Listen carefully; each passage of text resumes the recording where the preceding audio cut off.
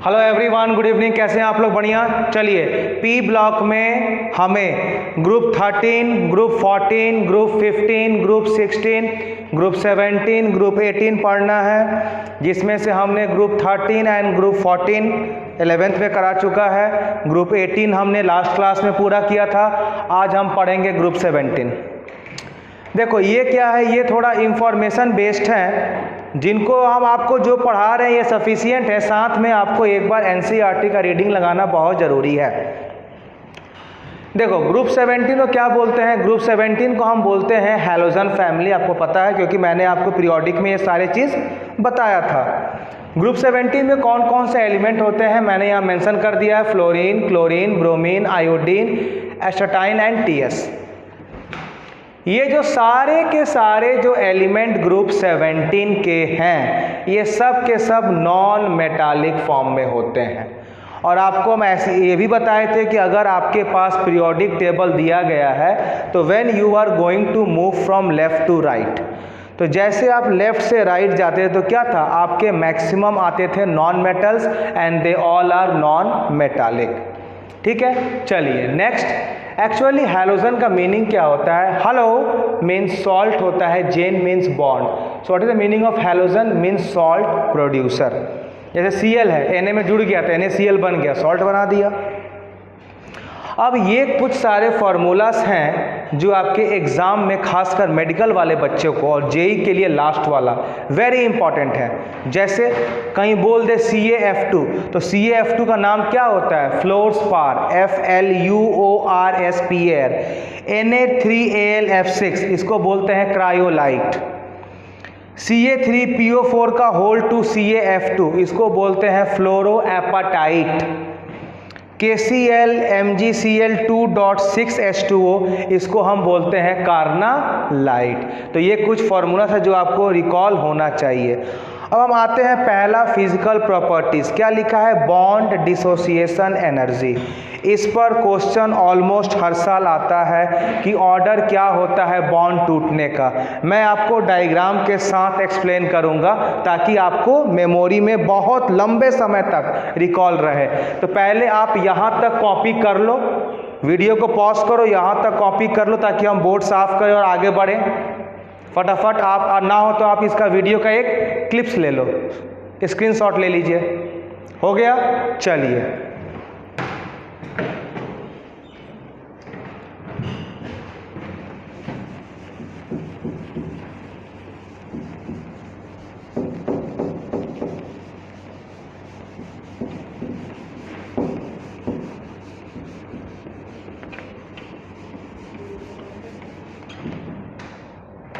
Next, अगर हम बात करते हैं बॉन्ड डिसोसिएशन एनर्जी, हम बॉन्ड के एनर्जी को टूटने के ऑर्डर में। अब देखो आपको पता है कि जितने भी गैस होते हैं वो अकेले नहीं होते। जैसे O है तो O2 में होता है, तो वैसे ही आपका F है तो F2 होगा, Cl है तो Cl2 होगा, Br है तो Br2 होगा, I है तो I2 होगा। लेकिन F2 यूजुअली अगर एक बार बन जाती है तो इनको तोड़ना बहुत ही मुश्किल हो जाती है।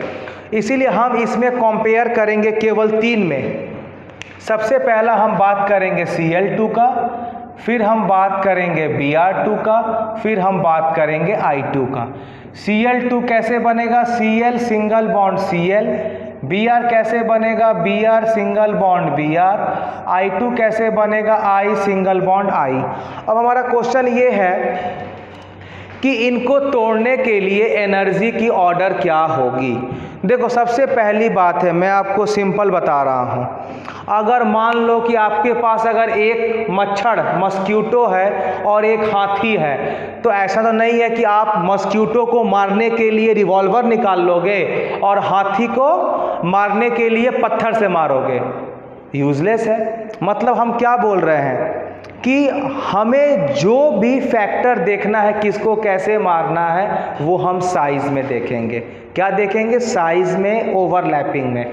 तो यहाँ पर हम देखेंगे कि हमारा साइज फैक्टर क्या है एंड ओवरलैपिंग फैक्टर क्या हो रहा है। जैसे आपको पता है, सपोज मान लो इस डायस पर हम खड़े हैं, तो हम खड़े हैं तो इतना ही एरिया लिए हैं। अगर एक घोड़ा आए तो वो यहाँ से लेके यहाँ तक एरिया लेगा। मतलब जैसे ऐसे साइज बढ़ेगी वैसे वैसे बॉन्ड लेंथ भी बढ़ेगा। अरे समझ में आया कि नहीं? चलो तो हम इसका डायग्राम बनाते हैं कि अगर हम Cl की बात करें तो Cl का ओवरलैपिंग इस तरह होगा। अगर हम Br की बात करें थोड़ा बड़ा होगा Br का, अगर हम I की बात करें थोड़ा और बड़ा होगा। अब इनको तोड़ना है, क्या लिखे हैं? बॉन्ड डिसोसिएशन एनर्जी, मतलब आपको इनको तोड़ना है। तो आप क्या देख रहे हो कि Cl के स्मॉल साइज होने के कारण इनका ओवरलैपिंग बहुत ही क्लोज है। देख रहे हो ना? Br बड़े साइज होने के कारण ओवरलैपिंग बहुत ही थोड़ा हुआ है, और आयोडीन का और बड़ा होने से ओवरलैपिंग और थोड़ी हुई है। मतलब जैसे जैसे साइज बढ़ रहा है वैसे वैसे एक्सटेंट ऑफ ओवरलैपिंग डिक्रीज हो रहा है, और जैसे जैसे साइज छोटा हो रहा है वैसे वैसे एक्सटेंट ऑफ ओवरलैपिंग इंक्रीज हो रहा है। कुछ समझ में आ रही है? सिंपल बात है कि मान लो कि अगर एक अपने नॉर्मल साइज का शर्ट पहनेंगे तो मेरे में फिटिंग आएगा। अगर हम किसी बिग बॉडी बिल्डर का शर्ट पहन लेंगे तो मेरे में लूज फिटिंग आएगा। मतलब जितना परफेक्ट ओवरलैपिंग होगा उतना परफेक्ट शेप है, उतना परफेक्ट बॉन्डिंग होगा। जितना आप परफेक्ट ओवरलैपिंग नहीं कराओगे उतना ओवरलैपिंग स्ट्रांग नहीं होगा और वो बहुत जल्द टूट जाएगा। तो हम बात कर रहे हैं कि what is the bond dissociation energy, मतलब ये तो बहुत जल्द टूट जाएगा, उससे थोड़ा लेट में ये टूटेगा, सबसे लेट में ये टूटेगा। मतलब Cl2 का सबसे ज़्यादा होगा क्या? Bond dissociation energy. तो ऑर्डर क्या हो जाएगा? अगर इसकी हम बात करें डिक्रीजिंग ऑर्डर का तो सबसे ज़्यादा Cl2 का होगा, फिर हमारा Br2 का होगा, फिर हमारा I2 का होगा। मतलब हम क्या बोलेंगे? Cl का ज़्यादा होगा Br से, और Br का ज़्यादा होगा I से। Very important question for JEE. पहला पॉइंट समझ में आ गया? इसको कॉपी करें, वीडियो को पॉज करें, कॉपी करें इसको विद डायग्राम ताकि समझ में आए।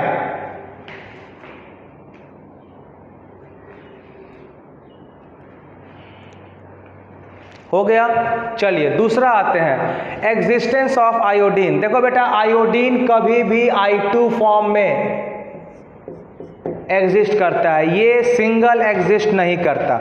आयोडीन जब भी होता है ये I2 फॉर्म में एग्जिस्ट करता है। नेक्स्ट हम क्या बोल रहे हैं? इलेक्ट्रॉनिक कॉन्फ़िगरेशन आपको सब पता है क्या होता है? इसका होता है NS2NP5। क्या होता है? General electronic configuration outer most of P block group 17 क्या होता है? NS2NP5। नेक्स्ट हम बात कर रहे हैं एटॉमिक और आयनिक रेडियाई। आपको पता है कि अगर हम बात करते हैं ग्रुप 17 जिसमें फ्लोरीन है, क्लोरीन है, ब्रोमीन है, आयोडीन है, as you move from top to bottom तो क्या होता है? Number of shells increases. जब नंबर ऑफ सेल इंक्रीज होते हैं तो क्या होगा? इनकी साइज बढ़ेगी।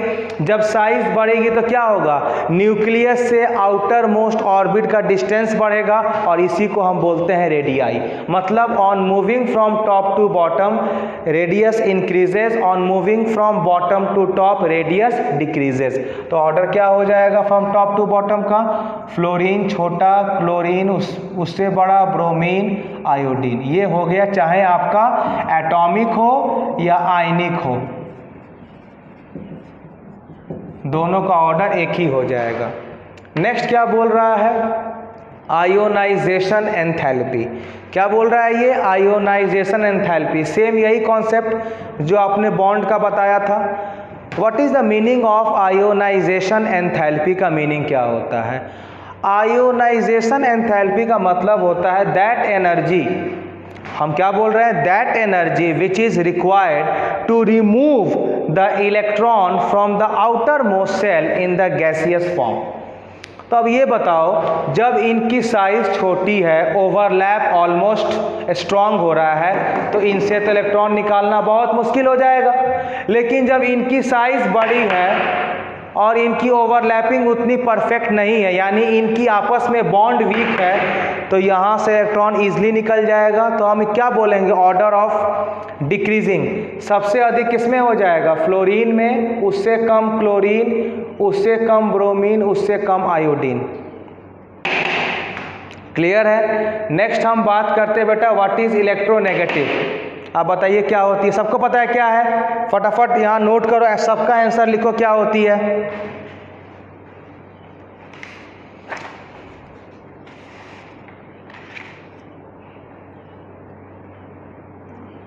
क्या होता है बेटा इलेक्ट्रोनेगेटिव, आपको पता है कि on moving from top to bottom size increases, और जैसे साइज इंक्रीज करेगा वैसे वैसे हमें आपने एक फार्मूला पढ़ा होगा कि F is equal to 1/4 pi epsilon naught Q1 Q2 by R square. ये एक फार्मूला है जो आपने पढ़ा होगा।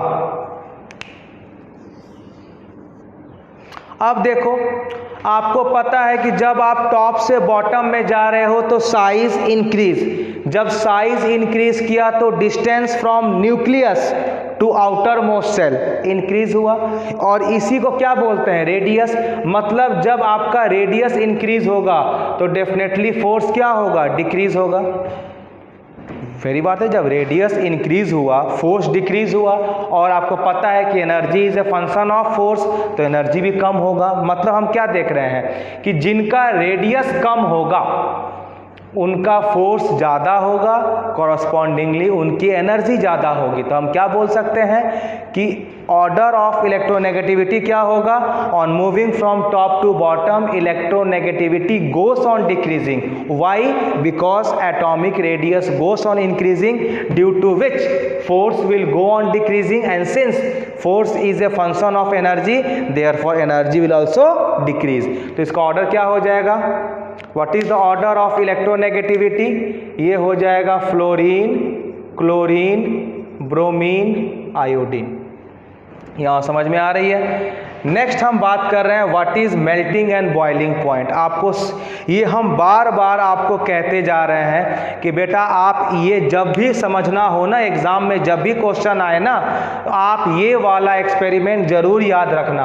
आप क्या करना, अपने पास 2 वेसल्स ले लेना, एक छोटा और एक थोड़ा big size, 1 very small and 1 this much big size, याद रखने के लिए। अब क्या करो, छोटे वाले बर्तन में आप डाल दो 100 ml ऑफ वाटर, बड़े वाले बकेट में आप डाल दो 10 लीटर ऑफ वाटर, दोनों को आप हीट करो। तब क्या देखोगे, जिसकी वाटर, जिसकी मास कम है वो सबसे पहले बॉईल करेगा, जिसकी मास ज़्यादा है उसको बहुत ज़्यादा बॉइलिंग करने में लगेगा। मतलब हम क्या बोल रहे हैं कि जैसे जैसे मास बढ़ेगा वैसे वैसे उसकी बॉइलिंग पॉइंट बढ़ेगी, जैसे जैसे मास कम होगा वैसे उसकी बॉइलिंग पॉइंट घटेगी।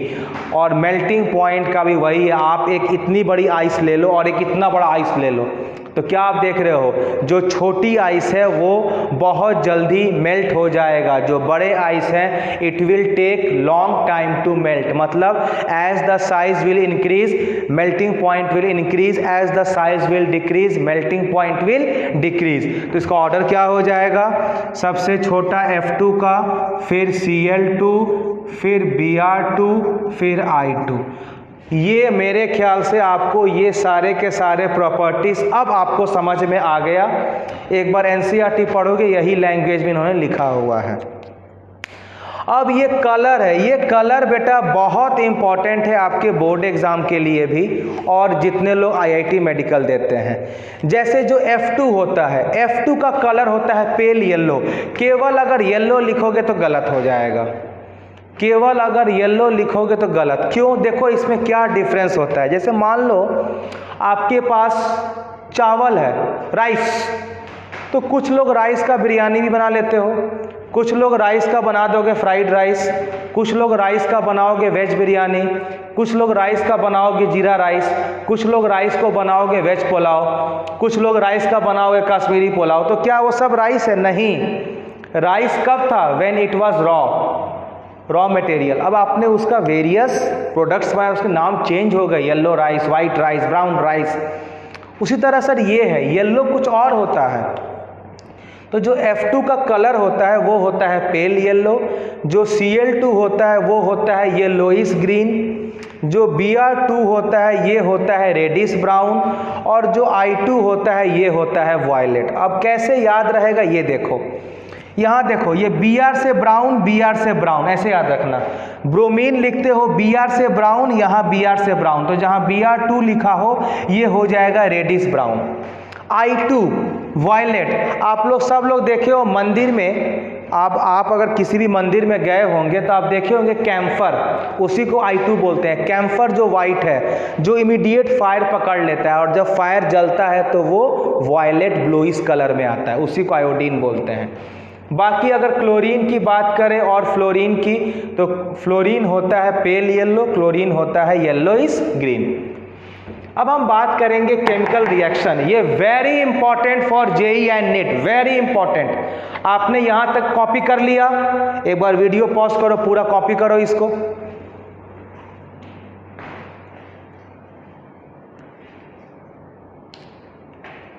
हो गया?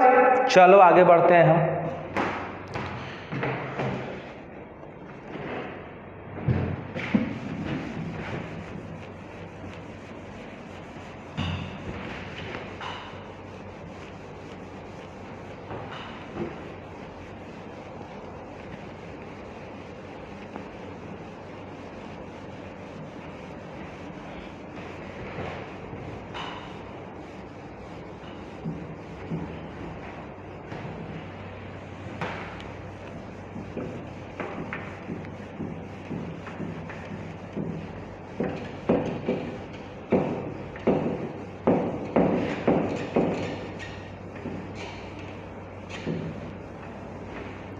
चलो अब हम बात कर रहे हैं केमिकल रिएक्शन का। केमिकल रिएक्शन में दो पार्ट पढ़ना है।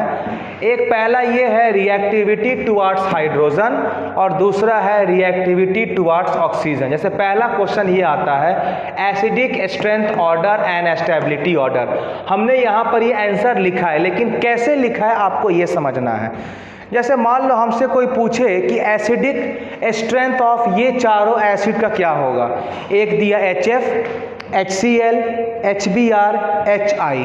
चलो हमने आपको सबसे पहले बताया कि मान लो यहाँ पर अगर हम खड़े हैं, हम इतने एरिया में खड़े हैं, अगर यहाँ पर एक घोड़ा आ जाए तो वो डेफिनेटली यहाँ से लेके पूरा यहाँ तक एरिया ऑक्युपाई करेगा। तो आपने क्या देखा कि जिनकी साइज बढ़ेगी उनकी बॉन्ड लेंथ भी बढ़ रही है। अरे हाँ कि ना?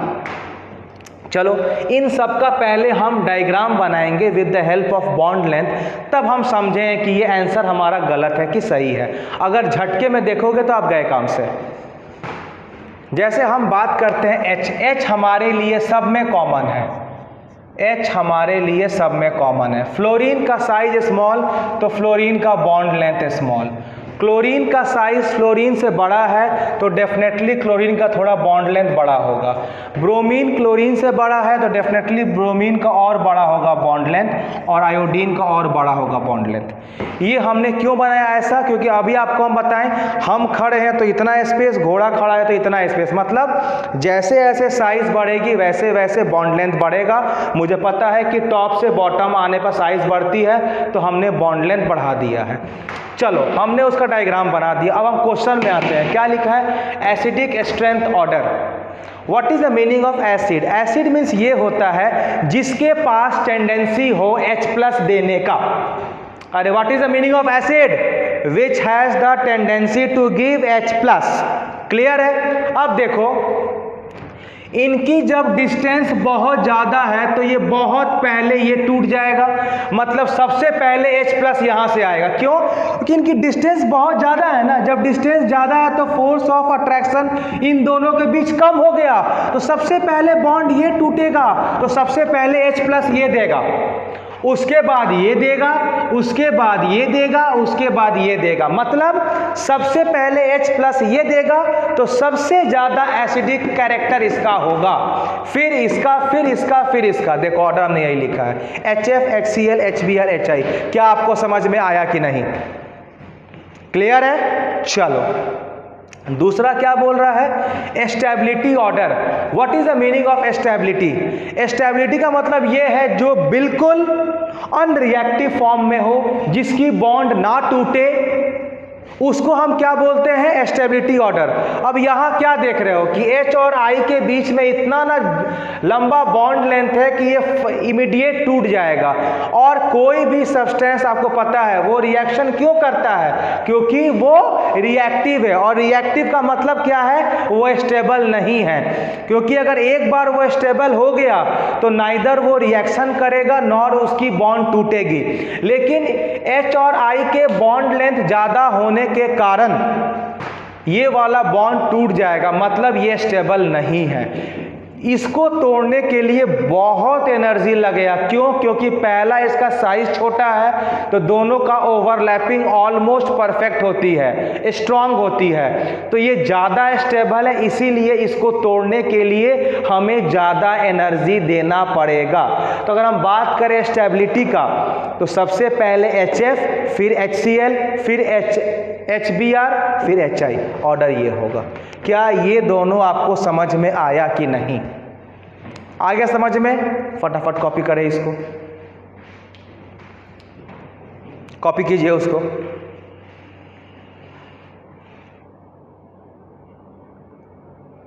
चलो नेक्स्ट क्वेश्चन में आता हूं, वो भी बहुत ही इंपॉर्टेंट क्वेश्चन है।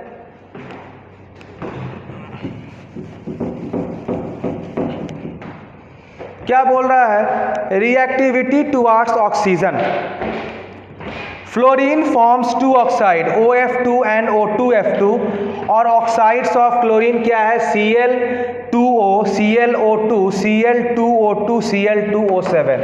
अब इस पर जो क्वेश्चंस आता है पहले वो देखो।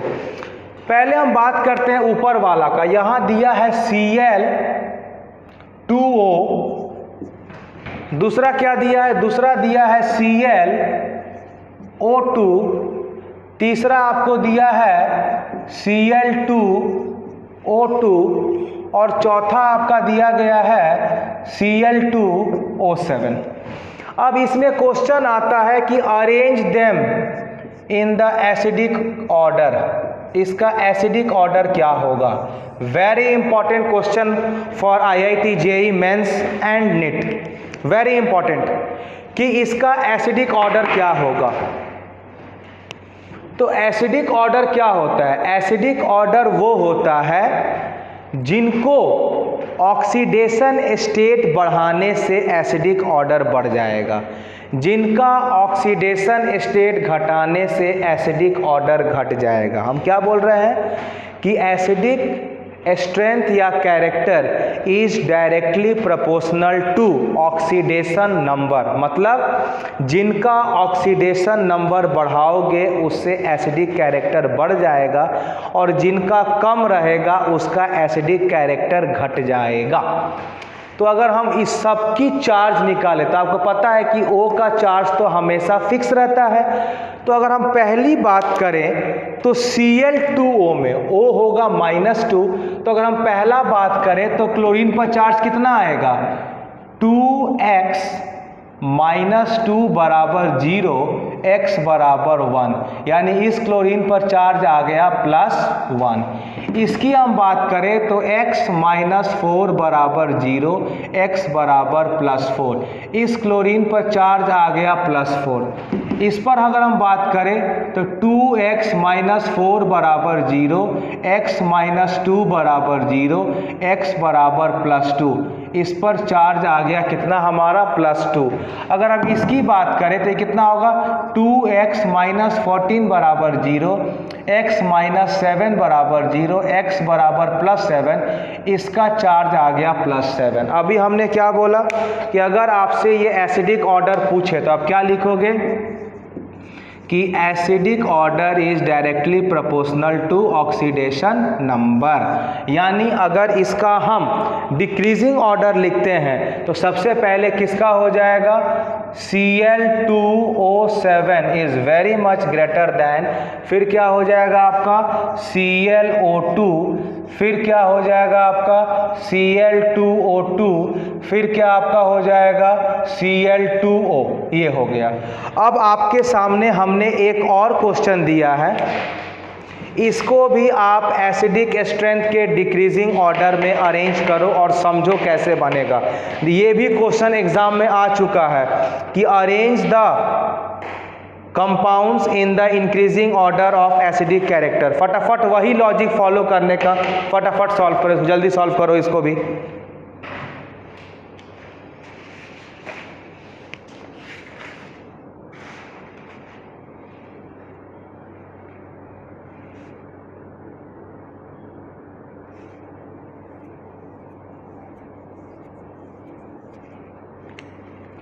चलो सबने सॉल्व कर लिया, चलो हम सॉल्व करते हैं। क्या दिया इधर, HClO, HClO2, HClO3, HClO4, सब पर चार्ज निकालो क्लोरीन का। यहाँ पर क्लोरीन कितना आ गया, X नहीं, H का 1 होता है ना, 1 + X - 2 = 0, यानी X इज इक्वल टू +1, यानी इस क्लोरीन पर चार्ज आ गया +1। इसकी हम बात करें तो 1 + X - 4 = 0, X बराबर आ गया +3, इस पर चार्ज आ गया क्लोरीन का +3। इसको देखें 1 + X - 6 = 0, X बराबर +5, यानी इस पर चार्ज आ गया X बराबर +5। 1 + X - 8 = 0, X बराबर +7, इस पर चार्ज आ गया +7। अभी हम बताए थे कि अगर इसको अरेंज करना हो एसिडिक ऑर्डर में तो क्या बोलोगे, जिनका जितना ज़्यादा ऑक्सीडेशन नंबर है उसकी एसिडिक प्रॉपर्टी उतनी ज़्यादा होती है।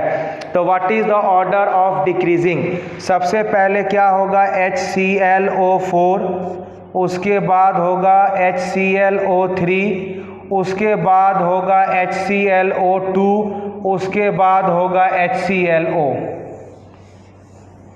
सबको समझ में आया, अरे हाँ कि ना। अब देखो कभी कभी क्या होता है, अगर इस क्वेश्चन को हम एडवांस पैटर्न का बना दें तो वो यहाँ से H हटा के सबको आयंस कर देंगे, तो क्या फर्क पड़ती है। मान लो इस क्वेश्चन को हम ऐसे कन्वर्ट कर दिए, H हटाओ तो ये क्या बन गया HClO-, ये क्या बनेगा ClO2-, ये क्या बनेगा ClO3-, और ये क्या बनेगा ClO4-। अब इसको पूछेगा कि arrange them in the decreasing order of acidic character, no problem, हम फिर से चार्ज निकालेंगे सबका। इसका चार्ज कितना होगा, X - 2 बराबर -1, X बराबर +1, यानी इस पर क्लोरीन +1 पर है। इसमें क्या होगा X - 4 बराबर -1, X बराबर +3, यहाँ पर क्लोरीन है +3। यहाँ क्या होगा X - 6 बराबर -1, X बराबर +5, यहाँ क्लोरीन होगा +5। X - 8 बराबर -1, X बराबर +7, यहाँ क्लोरीन आपको दिया गया है +7 पर। क्लियर है। फिर से वही, जिसका जितना ज़्यादा ऑक्सीडेशन नंबर होगा उसका उतना ज़्यादा एसिडिक कैरेक्टर या स्ट्रेंथ होगा। तो इसका ऑर्डर क्या हो जाएगा डिक्रीजिंग ऑर्डर, सबसे पहले ClO4-, उसके बाद ClO3-, इसके बाद ClO2-, इसके बाद ClO माइनस, ये हमारा हो गया एसिडिक कैरेक्टर, जो वेरी इंपॉर्टेंट क्वेश्चंस। ये तो आप याद रखना बेटा, हर बार कभी ना कभी जेई के किसी ना किसी सेट में, चाहे वो मॉलिक्यूल्स या आयंस या इसके फॉर्म में, क्वेश्चन पूछेंगे ही पूछेंगे। क्लियर ये वाला? इसको पहले आप नोट करो, खुद बनाओ, तब आंसर मैच करो फास्ट।